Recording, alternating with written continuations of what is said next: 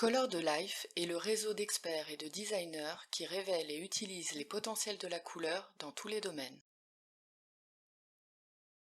Si j'étais une couleur, j'en serais en fait 2. Je serais rose et orange, des couleurs que j'associe à l'été et principalement autour de la Méditerranée, à des lieux où il fait chaud, où on a besoin de s'abriter, du soleil. Pourtant, j'habite à Annecy et la vie ici se construit davantage autour du froid, autour du blanc de la neige, du gris de la brume et du bleu du lac.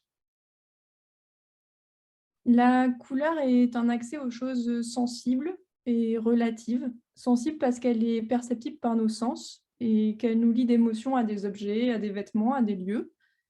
Et relative aussi parce qu'elle évolue toujours, au gré des lumières, des saisons. Je pense, aux séries de Claude Monet où un même sujet varie, tellement d'une saison à l'autre, d'une heure du jour à l'autre.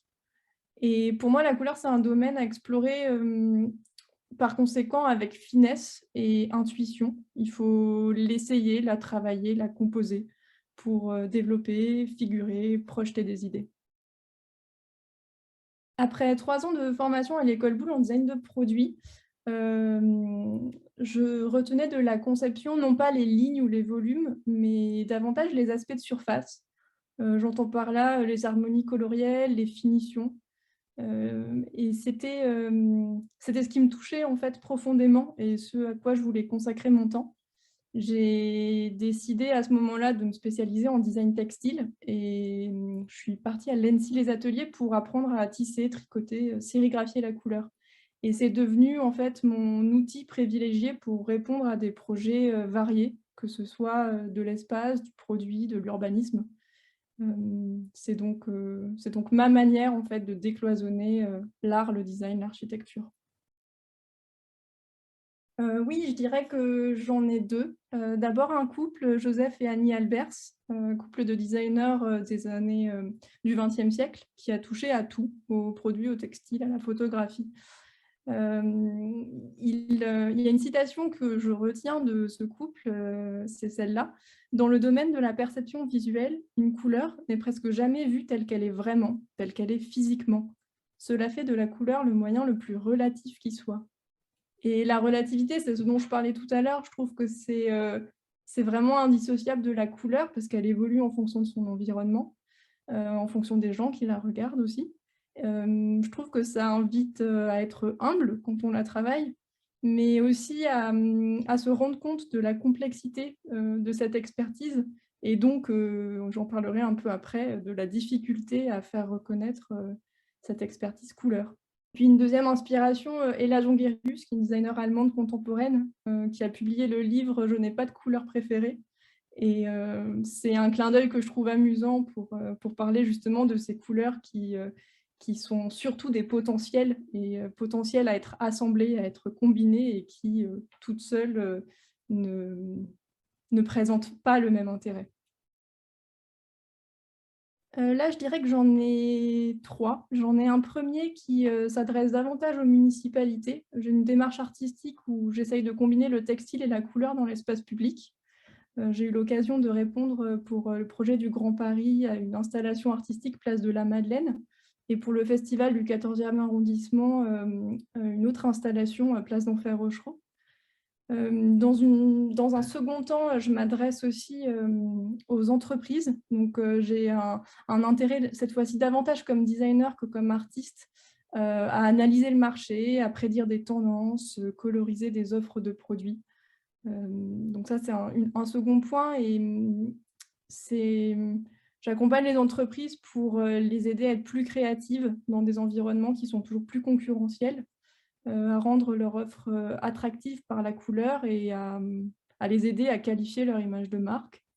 Et enfin, un dernier centre de recherche, un centre d'intérêt, pardon, que j'aimerais davantage développer, c'est, des offres pédagogiques autour de la couleur, proposées, aux écoles. Alors, ça peut être école élémentaire ou école d'art.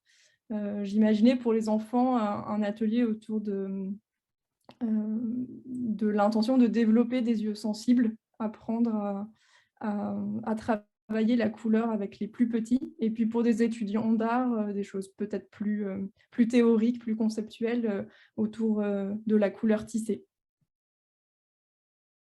Hem, je dirais que mon expertise est singulière parce qu'elle est pas spécifique. J'entends par là qu'elle est polyvalente. Je viens du design d'objets, je suis spécialisée en design textile et ma passion pour l'espace, et son ambiance me pousse à répondre à des projets, très variés, depuis, des commandes publiques, vers, des clients, industriels. Et pour ce qui est de l'approche, parce qu'elle, elle est assez, je je pense que cette expertise polyvalente, elle s'explique aussi par une approche, en ricochet. Disons que j'aime, associer, des choses qui un peu à la manière d'un poème, des idées qui, à l'origine ne fonctionnent pas forcément ensemble, mais quand elles sont associées, vont résonner différemment et c'est comme ça que j'envisage, mes gammes de couleurs. C'est un lien, que je crée entre, des couleurs qui vont résonner et créer un nouveau langage. Alors selon les clients, pour, lesquels je travaille, bien sûr, les attentes et donc le résultat, varient. Mais je peux donner quelques exemples, chez Faro Ball qui était un showroom, de, papier peint et de peinture. J'aidais les clients à choisir, les peintures pour leurs intérieurs et pour moi, une des réactions satisfaisantes, c'était d'avoir, des retours de leur part quand, l'ambiance qu'on avait construite ensemble, donnait vie à leur espace, que ce soit des espaces domestiques ou des espaces, commerciaux, parce que ça pouvait être aussi des boutiques ou des restaurants. Donc, répondre au mieux aux clients et aux ambiances, qu'ils souhaitaient. Un autre exemple, chez Dixon, qui est un fabricant, textile, dans le Nord, la couleur m'a permis de traduire plus de technicité pour leurs produits et ça, c'était intéressant parce qu'on travaillait à l'époque à la valeur perçue de ces produits qui étaient très techniques, mais qui ne le semblaient pas forcément. Pour les années à venir, j'aimerais que la couleur soit davantage, reconnue, un peu plus, expliquée, médiatisée. Aujourd'hui, je suis surprise de ce paradoxe qu'il existe où elle est à la fois déterminante dans notre environnement, que ce soit l'espace public, l'espace domestique. Elle nous fait du bien, elle nous ressemble, on l'a choisie et pour autant, les gens qui décident des couleurs qui nous entourent, je pense par exemple aux designers couleurs, sont assez peu reconnus et j'aimerais que ce travail-là soit plus, plus médiatisé, plus abordé pour que les gens comprennent mieux l'importance de travailler les couleurs qui nous entourent. Alors en tant qu'artiste, j'aimerais, aménager, de nouvelles places publiques avec des installations artistiques. En tant que designer, j'aimerais colorer des produits de marques dont j'aime la vision. Je pense aux chaussures On Running ou au mobilier Vitra et en tant que passionnée de design, je rêve de transmettre mes connaissances, à un public plus jeune. Eh bien, comme on est en hiver, je dirais, blanc silence. C'est une couleur, dont j'ai inventé le nom, mais qui est pour moi une couleur de neige qui absorbe, tous les bruits autour.